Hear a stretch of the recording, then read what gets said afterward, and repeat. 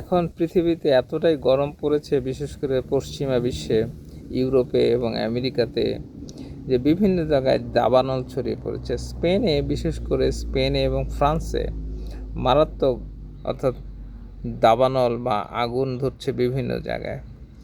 এই যে এই সময়টা সারা পৃথিবীতে এতটাই গরম পড়ে যে স্বয়ংক্রিয়ভাবে বিভিন্ন বনে বাদরে আগুন ধরে যায়। এবং এই যে ক্লাইমেট চেঞ্জ বা বিশ্বে যে অতি গরম হচ্ছে, আবার শীতের সময় দেখা যাচ্ছে খুবই ঠান্ডা, এই যে এতটাই গরম যে যে কোনো সময় যে কোনো ধরনের হিট স্ট্রোক থেকে যে কোনো পরিস্থিতি হতে পারে। বিশেষ করে দক্ষিণ এশিয়ায় যারা বাংলা ভাষাভাষী মানুষ বাস করেন, হিমালয় পর্বতের কারণে এবং সাগরের সংস্পর্শের কারণে আবহাওয়াটা ভালো থাকে।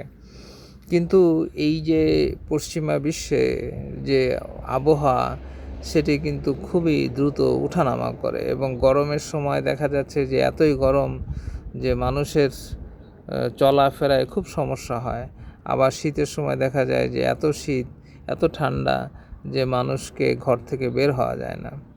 এই পরিস্থিতি থেকে উত্তরণের জন্য আসলে সারা পৃথিবীর যে পরিবেশ বিজ্ঞানীরা রয়েছে তারা অনেক কথা বলেন, কিন্তু সরকাররা কথা শুনেন না, রাজনীতি নেতারাও কথা শুনেন না, এবং জনগণ ইচ্ছে মতন শিল্প কারখানা করছে, ইচ্ছে মতন তারা পৃথিবীর আবহাওয়াকে নষ্ট করছে, ইচ্ছে মতন তারা প্লাস্টিক ব্যবহার করছে, ইচ্ছে মতন তারা জ্বালানি ব্যবহার করছে, ইচ্ছে মতন তারা এসি ব্যবহার করছে, তারা ইচ্ছা মতন অহেতুক অপ্রয়োজনীয় কাজে বিনোদনের জন্য লাইটকে ব্যবহার করছে।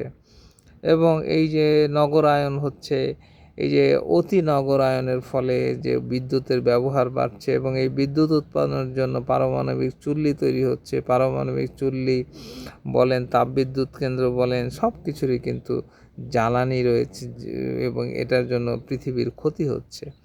আজ থেকে 300 বছর আগে এগুলো একটাও ছিল না, আজ থেকে 200 বছর আগেও ছিল না, আজ থেকে 150 বছর আগেও ছিল না এগুলো।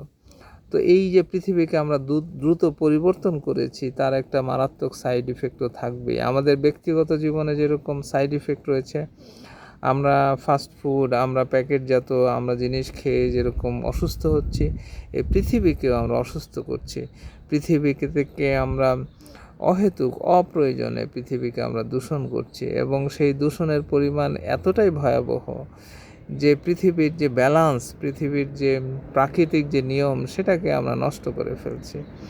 পৃথিবী প্রাকৃতিকভাবেই কিছু দুর্যোগ অটোমেটিক হয়, বন্যা হয়, খরা হয়, অনেক কিছুই হয়, কিন্তু আমরা মানবসৃষ্ট যে জিনিসগুলো করছি সেগুলোর যে সাইড ইফেক্ট কত ভয়াবহ হতে পারে আমরা আজকে না বুঝলে আমাদের পরবর্তী জেনারেশন বুঝবে। এবং আজকে যে আমরা এই যে অসঙ্গতি ভোগ করছি, আমাদের আগের জেনারেশনের যে কুকর্ম এবং অপরিকল্পনা এবং অদূরদর্শিতা, তার কিন্তু ফল আমাদের এই যে বর্তমান অবস্থা। বাংলাদেশে দেখেন যে অপরিকল্পিত নগরায়ন আমাদের আগের জেনারেশন যেটা করে গিয়েছে সেটা কিন্তু আমরা ভোগ করছি, এবং আমরা যে আরও অপরিকল্পিত জিনিস করছি সেটা কিন্তু পরের জেনারেশন ভোগ করবে, আর আমরা নিজেরা তো ভোগ করছি। এবং যারা নির্মাণ করে গিয়েছেন তারা হয়তো পৃথিবী থেকে চলে গিয়েছেন, কিন্তু যাদের জন্য নির্মাণ করে গিয়েছেন তারা কিন্তু সারা জীবন ভুক্তভোগী। এবং এই দেখেন অপরিকল্পিত রাস্তাঘাট, নগরায়ন, এই যে পানি নিষ্কাশনের ব্যবস্থা নেই, এর ফলে আমরা যেমন ক্ষতিগ্রস্ত হচ্ছি, সেরকম প্রকৃতিও কিন্তু ক্ষতিগ্রস্ত হচ্ছে। মানুষ যেখানে বিপদগ্রস্ত হয়, প্রকৃতিও কিন্তু সেখানে বিপদগ্রস্ত হয়। অর্থাৎ মানুষ যদি ভালো থাকে, প্রকৃতিও ভালো থাকে। যেখানে গাছ থাকবে, যেখানে পরিবেশ সুন্দর থাকবে, যেখানে পানির ব্যবস্থা থাকবে, সেখানে মানুষও ভালো থাকবে, সেখানে প্রকৃতিও ভালো থাকবে, এবং প্রকৃতির যে জীব জন্তু, পোকামাকড়, তারাও ভালো থাকবে। অর্থাৎ মানুষের জন্য যেটা কল্যাণকর নয় সেটা পৃথিবীর জন্য কল্যাণকর নয়, সেটা প্রাণীকুলের জন্য কল্যাণকর নয়, সেটা কিন্তু মনে রাখতে হবে।